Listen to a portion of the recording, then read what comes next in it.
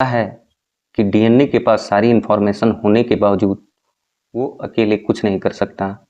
DNA एक mastermind तो है, पर उसके प्लान को एक्शन में बदलने वाला असली हीरो आरएनए है।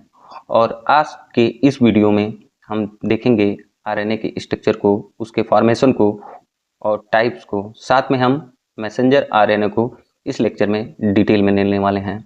तो बने रहिए लास्ट तक और देखिए कि एमआरएनए में क्या क्या स्ट्रक्चर पाए जाते हैं।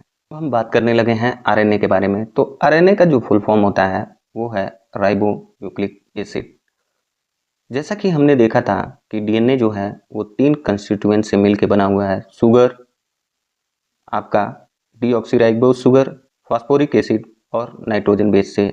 ऐसे ही सेम आरएनए भी जो है वो भी 3 कंस्टिट्यूएंट से मिलकर बना हुआ है, शुगर, फास्फोरिक एसिड और नाइट्रोजन बेस। लेकिन यहाँ पे ध्यान रखने वाली बात है कि जो यहाँ पे शुगर होता है आरएनए के केस में, वो शुगर जो होता है वो राइबोस शुगर होता है। और एक और बात ध्यान रखने की है कि यहाँ पे जो नाइट्रोजन बेस होते हैं वो एडेनिन गुआनिन होते हैं, और जो पिरिमिडीन बेस होते हैं वहाँ पे थाइमीन की जगह यूरेसिल आ जाता है। और साइटोसिन एज इट जैसे कि डीएनए में था वैसे ही यहाँ पे भी रहता है। तो पिरिमिडीन बेस जो है वो है आपका यूरेसिल। यूरेसिल के बारे में थोड़ी सी चर्चा हम लोग कर लेते हैं। यूरेसिल जो है वो 2,4 डाईऑक्सो पिरिमिडीन बेस है। आप देख सकते हैं कि दूसरे पोजीशन पे ऑक्सो ग्रुप ऑक्सीजन और 4th पोजीशन पे ऑक्सीजन। अब देखिए कि ये जो आरएनए है इसका फॉर्मेशन कैसे होता है। इसका फॉर्मेशन जो होता है वो सेम एज इट डीएनए के जैसा ही होता है। कुछ वायरस जो होते हैं उनके पास RNA as a genetic material काम करता है, और आरएनए जो है वो क्या है, एक सिंगल स्ट्रैंड स्ट्रक्चर है। इस कारण ये जो है वो क्या है कि आपके डीएनए से कम स्टेबल है। कम स्टेबल होने का कारण ये है कि ये जो फ्यूरोनोज रिंग जो है शुगर, इसके सेकेंड पोजीशन पे यहाँ पे आप राइबोस शुगर में देख रहे थे कि दोनों तरफ क्या था, सेकेंड पोजीशन के शुगर पे दोनों तरफ हाइड्रोजन था, लेकिन यहाँ पे OH ग्रुप आ जाता है, जिसके कारण जो आरएनए होता है वो लेस स्टेबल स्ट्रक्चर होता है। तो ये तो थी एक सिंपल सी जानकारी आरएनए के बारे में। अब हम आगे बात करते हैं। तो हम बात करेंगे टाइप्स ऑफ आरएनए की। देखिए अगर हम जेनेटिक बेसिस पे देखें तो जेनेटिक बेसिस पे आरएनए जो होते हैं वो 2 टाइप के होते हैं, एक जेनेटिक आरएनए, एक non genetic RNA. Genetic RNA वो आरएनए है जो कि जेनेटिक मटेरियल की तरह काम करता है। नॉन जेनेटिक आरएनए जो होते हैं वो मेजर पार्ट होते हैं टोटल आरएनए के। और ये नॉन जेनेटिक जो आरएनए हैं वो हैं आपके एमआरएनए, टीआरएनए, आरआरएनए। ये जेनेटिक इंफॉर्मेशन को नहीं कैरी करते हैं, बल्कि ये क्या करते हैं, जो डीएनए रेप्लिकेट कर रहा होता है उसके प्रोसेस को आगे बढ़ाते हैं, और ये क्या करते हैं, प्रोटीन का सिंथेसिस करते हैं। तो इस तरह से हमने देखा कि जो आरएनए है वो 2 टाइप का, एक जेनेटिक आरएनए और दूसरा non genetic RNA. Genetic RNA में कुछ वायरस जो होते हैं, कुछ वायरस जो होते हैं उसमें आरएनए जो होता है वो जेनेटिक मटेरियल के रूप में काम करता है, जैसे कि आपका HIV वायरस। अब नॉन जेनेटिक आरएनए में आपके आरएनए 3 टाइप के, mRNA, tRNA, rRNA।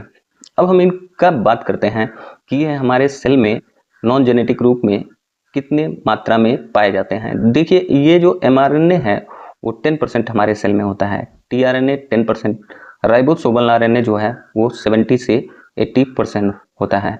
अब इस mRNA का काम क्या होता है, इस आरएनए का, तीनों आरएनए का काम क्या होता है, मेजर जो रोल होता है इनका वो ये होता है कि ये प्रोटीन की सिंथेसिस करते हैं। देखिए डीएनए से क्या हुआ, डीएनए बनने के प्रोसेस को हम लोगों ने पिछले लेक्चर में देखा था, इसको हम लोग रेप्लिकेशन करते हैं। और डीएनए से आरएनए बनने के प्रोसेस को ट्रांसक्रिप्शन कहते हैं, और आरएनए से प्रोटीन बनने के प्रोसेस को हम लोग क्या कहते हैं, ट्रांसलेशन कहते हैं। ये जो तीनों क्रियाएं हैं ये क्या है, हमारी central dogma of the life है। ये central dogma of the cell है या central dogma of the life है। लेकिन आजकल के दिनों में कई ऐसे रिसर्च हुए हैं जहाँ पे ये देखा गया है कि आपका आरएनए है वो क्या कर रहा है, सीधे डीएनए का फॉर्मेशन कर रहा है। कुछ प्रोकैरियोटिक्स में ऐसा देखा गया है। ये क्या है, ये किस एंजाइम के मदद से करता है, तो ये जो एंजाइम है उस एंजाइम का नाम है रिवर्स ट्रांसक्रिप्टेज, और इस प्रोसेस को हम लोग रिवर्स ट्रांसक्रिप्शन कहते हैं। ये जो प्रोसेस था उसको डिस्कवर किया गया था तेमनिन द्वारा, इसीलिए इस प्रोसेस को रिवर्स ट्रांसक्रिप्शन को एक और हम नाम देते हैं जिसका नाम है टेमनिज्म। अब हम लोग आगे बात करेंगे। इन prokaryotic synthesis of translation of RNA takes place simultaneously. This phenomena is called coupled transcription and coupled translation. Prokaryotic में क्या होता है कि जो सिंथेसिस होता है और ट्रांसलेशन होता है वो प्रोसेस साथ साथ चलती हैं। मतलब कि आरएनए का जो सिंथेसिस होता है और जो आरएनए से प्रोटीन बनता है, ये प्रोसेस साथ साथ चलती हैं। इस फिनोमिना को हम लोग कपल्ड ट्रांसक्रिप्शन या कपल्ड ट्रांसलेशन बोलते हैं। चलिए अब हम एक एक करके सारे डीएनए आरएनए के बारे में जानेंगे। पहले एमआरएनए के बारे में जानेंगे, फिर टीआरएनए, फिर आरएनए के बारे में जानेंगे। तो हम चलने लगे हैं आगे और बात करेंगे एमआरएनए के बारे में। एमआरएनए जिसको हम लोग मैसेंजर आरएनए बोलते हैं, हमारे बॉडी में टोटल आरएनए का ये 10% होता है। इस एमआरएनए में 7 स्ट्रक्चर पाए जाते हैं और ये एक लीनियर स्ट्रक्चर होता है। देखिए 7 structure found in the mRNA. ये कौन कौन से हैं? Leader sequence, upstream sequence, initiation codon, down stream sequence, termination codon, trailer sequence और पॉली ए टेल। तो देखिए इस फिगर में आप क्लियरली सारे स्ट्रक्चर को देख पा रहे होंगे। तो चलिए अब एक एक करके इन सभी सीक्वेंस की जो भी स्ट्रक्चर है आरएनए का उसके बारे में डिटेल एनालिसिस करते हैं। एमआरएनए को देखें तो ये एक लीनियर स्ट्रक्चर आपको दिखाई दे रहा है। अगर हम इस लीनियर स्ट्रक्चर को एक रेलगाड़ी माने तो आगे की तरफ जो है 5 टर्मिनल वो जो है आपका क्या है, बोगी मान लीजिए, और लास्ट का जो पोजीशन है वो ट्रेन का बाकी डिब्बा मान लीजिए, लास्ट वाला डिब्बा मान लीजिए जहां गार्ड रहता है। तो के एमआरएनए में पहला स्ट्रक्चर जो होता है जहां 5 इंड होता है वहां पे लीडर श्रृंखलाएं पाई जाती हैं। शुरुआत में लीडर श्रृंखलाएं पाई जाती हैं, उसके बाद से अपस्ट्रीम श्रृंखलाएं पाई जाती हैं, और तीसरे नंबर पे उसके आगे जस्ट इनिशिएशन कोडॉन पाया जाता है। इनिशिएशन कोडॉन जो है वो आपका होता है AUG, और जब भी प्रोटीन सिंथेसिस का प्रोसेस होगा तो ये AUG जो है वो मेथियोनिन को सबसे पहले बनाएगा। उसके बाद से आपका अगला जो पार्ट है वो है इस एमआरएनए के स्ट्रक्चर में, वो है down stream sequence, down stream श्रृंखलाएं। डाउन स्ट्रीम श्रृंखलाओं में 2 पार्ट होता है, एक होता है एक्सॉन, एक होता है इंट्रॉन। एक्सॉन जो होता है वो कोडिंग सीक्वेंस का पार्ट होता है, इंट्रॉन जो होता है वो nonsense part of the mRNA या डाउन स्ट्रीम सीक्वेंस होता है। अब आप आगे की स्ट्रक्चर को देखेंगे तो इसमें क्या होता है कि आपके टर्मिनेशन कोडॉन पाए जाते हैं। ये टर्मिनेशन कोडॉन जो हैं वो UAA, UAG और UGA हैं। इनको हम लोग और कई नामों से जानते हैं, जैसे कि stop signal, termination codon, nonsense codon.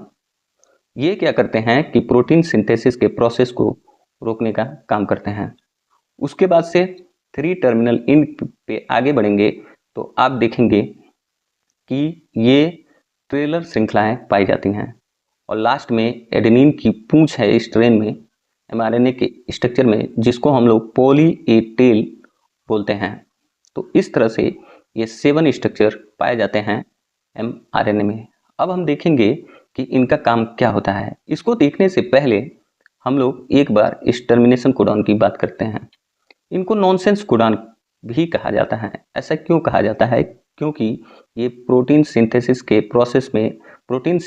Process को टर्मिनेट करते हैं, और ये किसी भी एमिनो एसिड के लिए कोड नहीं करते हैं, किसी भी एमिनो एसिड को नहीं बनाते हैं, इसीलिए इनको नॉनसेंस कोडॉन बोला जाता है। जो हमने 7 स्ट्रक्चर एमआरएनए में देखा उसके बारे में अब हम डिटेल में बात करेंगे। सबसे पहले हम लोग लीडर सीक्वेंस की बात करते हैं। ये लीडर सीक्वेंस जो होता है, sequence which is present in the 5 terminal is called leader sequence.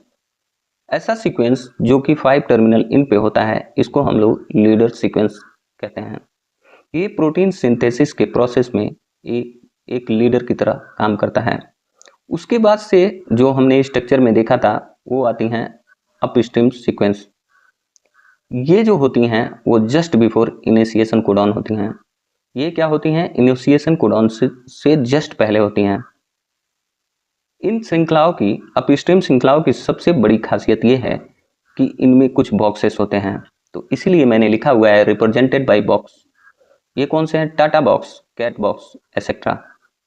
ये जो टाटा बॉक्स है ये है थाइमिन एडेनिन बॉक्स, या कैट बॉक्स जो है साइटोसिन एडेनिन थाइमिन बॉक्स जो होते हैं वो अपस्ट्रीम श्रृंखलाओं में प्रेजेंट होते हैं। इसके बारे में अक्सर क्वेश्चन कॉम्पिटिटिव एग्जाम में पूछे जाते हैं। अपस्ट्रीम सीक्वेंस के बाद से आप जब देखेंगे आगे के स्ट्रक्चर को तो वो आता है आपका इनिशिएशन कोडॉन। इनिशिएशन कोडॉन जो है वो क्या होता है? AUG होता है, जो हमेशा रिप्रेजेंट करता है मेथियोनिन को। ये जो होता है फर्स्ट इनिशिएशन कोडॉन होता है किसके लिए? प्रोटीन सिंथेसिस के लिए। अब मान लीजिए कि आपके कोई ऐसा सीक्वेंस है mRNA में जिसमें क्या हो कि आपके इनिशिएशन कोडॉन ही ना हो, उसमें AUG ना प्रेजेंट हो, तो क्या होगा? AUG नहीं है तो GUG जो वर्क करेगा वो इनिशिएशन कोडॉन की तरह वर्क करेगा। अगर GUG भी नहीं है तो UUG वर्क करेगा इनिशिएशन कोडॉन की तरफ। और एक और बात ध्यान रखने वाली है कि जब ये AUG को छोड़ के जैसे CUG, UUG ये जब इनिशिएशन कोडॉन के रूप में काम कर रहे हैं तो ये पहले अमीनो एसिड को जो बनाएंगे वो होगा आपका मेथियोनाइन, वो मेथियोनिन होगा पहला अमीनो एसिड जिसको ये बनाएंगे। उसके बाद से हम अगर आगे बढ़ते हैं mRNA के सीक्वेंस में इसके स्ट्रक्चर को देखते हैं तो उसके बाद से जो श्रृंखला आती है उसका नाम है डाउन स्ट्रीम सीक्वेंस। ये कंप्लीमेंट्री सीक्वेंस होता है 3 नाइट्रोजन बेसेस का। जैसे कि मान लीजिए कि एडेनिन है इस बेस में तो वहाँ पे क्या हो? उसके कंप्लीमेंट्री थाइमिन है, साइटोसिन है, ग्वानिन है। ऐसे ही ये क्या होते हैं? कंप्लीमेंट्री सीक्वेंस होते हैं 3 नाइट्रोजन बेसेस के। और इसके 2 पार्ट होते हैं, एक एक्सॉन होता है, दूसरा इंट्रॉन। एक्सॉन जो होता है वो कोडिंग पार्ट होता है, और इंट्रॉन जो होता है वो नॉनसेंस पार्ट होता है। उसके बाद से आता है आपका अगला स्ट्रक्चर mRNA में जिसको हम लोग टर्मिनेशन कोडॉन के नाम से जानते हैं। ये जो है UAA, UAG, UGA, इनका काम क्या होता है? ये स्टॉप करते हैं प्रोटीन सिंथेसिस के प्रोसेस को। एक और बड़ी बात कि ये किसी भी अमीनो एसिड के को कोड नहीं करते, इसीलिए इनको नॉनसेंस कोडॉन कहा जाता है। अब देखिए, अब आगे जो पार्ट आता है वो है ट्रेलर, या जिसको नॉनसेंस पार्ट बोलते हैं। और ये ट्रेलर सीक्वेंस की सबसे बड़ी खासियत ये होती है कि ये हमेशा क्या होता है? 3rd पोजीशन पे प्रेजेंट होता है। DNA का जो 3rd पोजीशन है उसमें क्या होता है? प्रेजेंट होता है। ये क्या करते हैं? ये नॉनसेंस पार्ट है, किसी भी अमीनो एसिड के लिए कोड नहीं करते हैं, इसीलिए इनको नॉनसेंस कोडॉन कहा जाता है। अगला स्ट्रक्चर जो है आपका वो है पॉली ए टेल, या जिसको एडेनिन टेल कहते हैं, जो कि लास्ट में होता है mRNA के, जो कि होते हैं नॉनसेंस पार्ट होते हैं mRNA के। ये तो रही पूरी जानकारी आपका mRNA के स्ट्रक्चर के बारे में। अब देखिए, जैसे कि ट्रांसक्रिप्शन के दौरान जो mRNA बन रहा है ये, इसकी जो हाफ लाइफ होती है वो बहुत कम होती है, इसलिए इसमें 3 टाइप के मॉडिफिकेशन पाए जाते हैं जिसको हम लोग कैपिंग, स्प्लाइसिंग और पॉली एडिनिलेशन के नाम से जानते हैं। कहने का मतलब ये है कि RNA जो बना है mRNA ट्रांसक्रिप्शन के प्रोसेस में, जिसके स्ट्रक्चर को हमने देखा, वो क्या होता है? वो बहुत कम अवस्था के लिए होता है। तो वो अपनी स्टेबिलिटी पाने के लिए 3 प्रकार के प्रोसेस को करता है, जिसको हम लोग कैपिंग या मेथाइलेशन बोलते हैं।